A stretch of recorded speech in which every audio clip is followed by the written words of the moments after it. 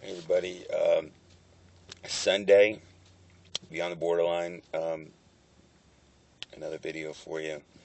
There's a question about managing BPD daily, um, on a daily basis, and how you manage, uh, you know, all the things that go with it, as far as, especially if you have issues that come up.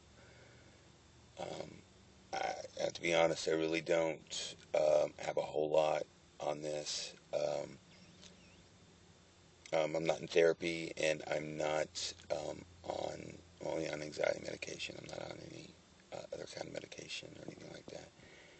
So I would think that some things that would help to manage um, all the things that come with the disorder would be to get into to be in therapy with it, and to if your doctor deems it necessary to be on some kind of medication like mood stabilizer or antidepressants, that kind of stuff. Now, when I was in therapy before, my my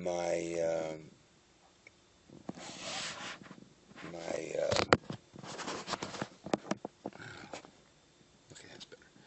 My therapist told me about breathing exercises, which I tried that for a little while, and that did seem to help a little bit. I mean, it is a kind of way to keep you centered somewhat or grounded somewhat, because a lot of the issues with being borderline is triggers and extreme emotion and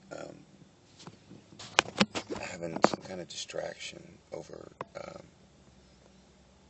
to keep you from seeing what's in front of you and seeing you. I think it's the pain and the misery that is you. So I would think that, and self harm comes into play a lot with that. So I would think that stuff like that would help a little bit as far as learning different breathing exercises, that kind of stuff. I was thinking about too, about doing a journal where, if you're going through these extreme emotions, you can, if you're conscious of it at the time, write them down. I mean, so how you reacted in this situation or that situation. You can go back and look and say, wow, I really went off the deep end there, or I really did this there, or maybe you can just kind of be more conscious of it whenever these extreme emotions come up, where you could be like, well, hey, I don't need to be like that, or I mean, that's not really helping me yet, but I mean, I haven't even tried it, but um, so much of it is such a off the cuff, spontaneous reaction a lot of times, borderline. So I don't know if that will help or not, but it's worth a shot. Um, um, a lot of there's not. I mean, until you really get into therapy, there's not a whole lot um, of positive things that you can do to get through the day and to manage your pain and your distress. A lot of people do the whole self-medicating thing. That's a short-term. It's not even a fix, really. I mean, it's just suspended. It's suspended reality, just like all the other things. But it happens with me a lot, um, which I'm not advocating that at all. I mean, I'm not. It's but a lot of times, a lot of people will do that just because there's no the pain's just so bad that they just can't face it. And they just can't do it, and they just don't want to feel it. They just don't want to feel it at all. So I mean, a lot of times that happens. As far as trying to manage the different issues that come up with the disorder. So,